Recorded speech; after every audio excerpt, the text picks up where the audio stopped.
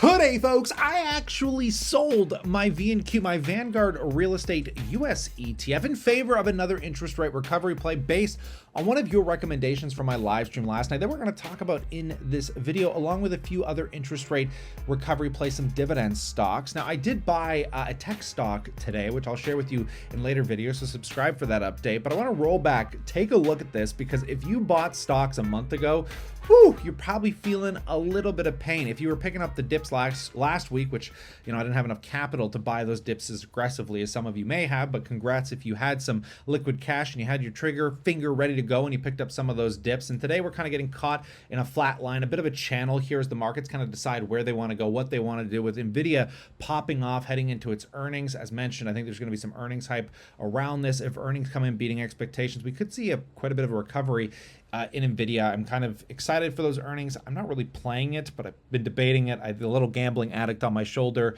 let alone the long-term investing angel over here, always chit-chattering away on what I'm doing with my accounts. Now, the fear and greed index is still at kind of max fear here. Well, not max, but we are in the extreme fear category, and I think we're going to start to shift out of this as long as the VIX starts to nominalize here, because the VIX went absolutely bananas, all caused by, Japan.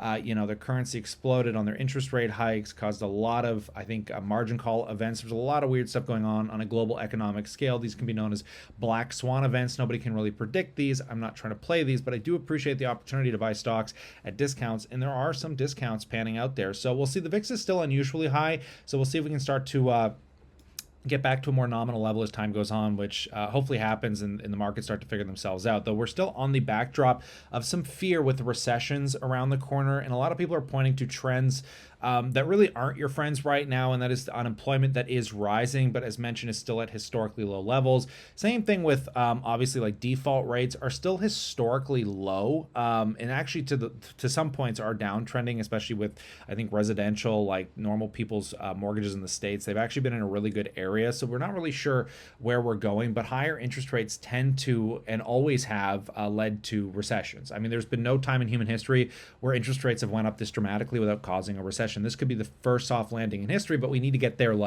now. They need to start cutting interest rates sooner rather than later. So hopefully September hits, we get regular interest rate cuts going into 2025 before we actually head into a technical recession, which is a consideration of 2 consecutive quarters of negative GDP, which we actually had during the pandemic era. We did actually hit a technical recession during the pandemic, and we haven't seen one quite since. And GDP is still relatively strong. And even though we get a technical recession, if that does happen, that doesn't mean stocks can't go higher. In fact, usually by the time a recession is announced, the stock market's already bottomed and is heading to new highs. So even though we love talking about this data, you cannot take it into consideration in your cost average journey to your financial independence. This kind of stuff really skews people's attention, and they become gambling addicts and think they can predict what's going to happen and when it's going to happen. But I'm here to remind you, you can't, which is why I'm just consistently buying, which leads into why did I sell V and Q? I do believe this to be an interest rate recovery play. It is almost common sense without a black swan event in the United States, where they already have so much demand for real estate.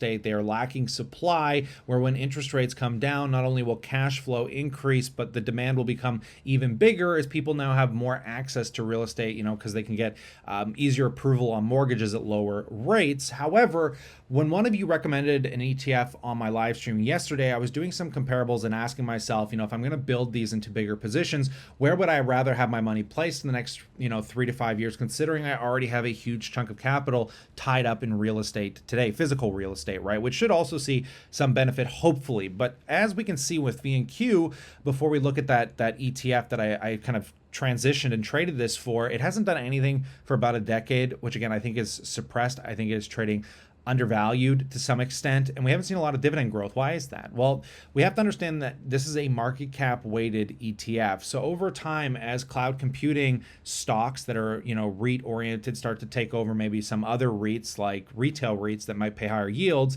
those things are going to take over, and though they're paying lower yields, they're replacing the ones that pay higher yields for that optionality of better growth, right? This is kind of how the S&P 500 works and how a lot of these ETFs work. So we've been not seeing the best growth in income here. There's been nominal to no growth. Now, again, don't get me wrong. I think there's going to be some great recovery opportunity here. You can lock in a 4% yield. And I still love this ETF greatly, but from a a point of diversification, from a point of wealth preservation, and a place where I think there's going to be, really great returns as well. I do like this utility select spider fund, right? The SPDR, the ticker's XLU. One of you did actually recommend this, and I thank you greatly for it, because actually this week I was looking at figuring out what utilities I wanted to buy, and this one just, is so good for so many reasons. Not only is it a lot less volatile than the real estate ETF, it has the same infliction of interest rates, being infrastructure oriented stocks. But we take a look a little deeper in here, we're paying a less of an expense ratio than I believe we're paying on VNQ at 0.09%. Very low expense ratio. We're getting a lower dividend yield, but again, I'm not a guy that's chasing dividends here, right? Like, I'm looking for a combination of growth and income. We're getting around a 3% dividend yield right now. And if we take a look at the top weighted holdings in this ETF, we're talking about, where the top weight right here. We're talking about Nexera Energy. We're talking about Southern Company, a stock that I used to own, and Duke Energy. I like that they're more concentrated, that these top weightings are bigger positions within the portfolio, similar to VDY, my Vanguard Canadian High Dividend Yield ETF. So I like getting that concentration to the better utilities that I actually personally know pretty well and I love, because they have nuclear exposure. They're mostly electric utilities, so they're not kind of getting into the whole other slew of utilities. I really like just power lines, delivery, things that we're going to look at with like Hydro One here in Canada in a moment. So I feel like this, for me personally, and again, I have nothing against V&Q. I think these are both fabulous ETFs, just for my, preservation, and a place where I think I can get really good returns on the interest rate recovery. I'm going to focus on this instead of V&Q for now, because these were two sectors that I had the least amount of exposure to, was real estate and basically utilities within my portfolio, excluding the expensive piece of real estate I own here in Toronto on a physical basis, right? So yeah, I really like this transition. I think this is a bit more stable. It has a lot better track record to it, and the dividends have also been increasing over time. So for me personally, I think this is a better fit. I want to know what you think about that in the comments section below, but I am still looking at the Canadian side of the border with utility interest rate recoveries. I'm hoping we see a dip on Hydro One. I really like this company because it is primarily a transmission company in Ontario, one of the fastest growing cities globally, a place where I live, and that performance is really baked in over the last 5 years to outperformance, outperforming the TSX, keeping up with the broader S&P for that matter, which is very impressive. I've also been looking at Fortis. I'm not the biggest comparable fan to Fortis. It's had kind of 5 years lackluster performance, but you have to recognize all these companies are going to see a boost from the interest rate cut cycle. And also I wanted to comment on TELUS, because I am potentially looking at picking up a few shares in TELUS for the interest rate recovery cycle, because this one has, again, been absolutely slaughtered, wiping out about 10 years worth of performance. And I keep getting in arguments with you guys, can they afford the 7% dividend yield? And I remind you that these companies have crazy depreciation and amortization cost. And what I want you to look at is, if you come into TELUS earnings to understand this a bit better, look at earnings before interest, income taxes, and depreciation and amortization. Amortization and depreciation is the equivalent of you buying a car. Yes, that car is going to lose value the second you drive it off the lot, but you're probably gonna have that car for 10 or 20 years.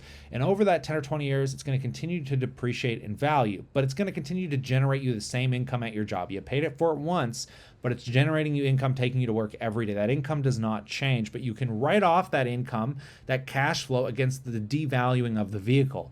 That's how infrastructure companies work, because they have to put so much money into deteriorating assets, right? Especially when it comes to telecom giants, obviously with cell towers, fiber, upgrading all these systems. So we can see that they actually generated about $1.67 billion in earnings before, again, EBITDA, right? Before depreciation and amortization and income taxes and interest costs.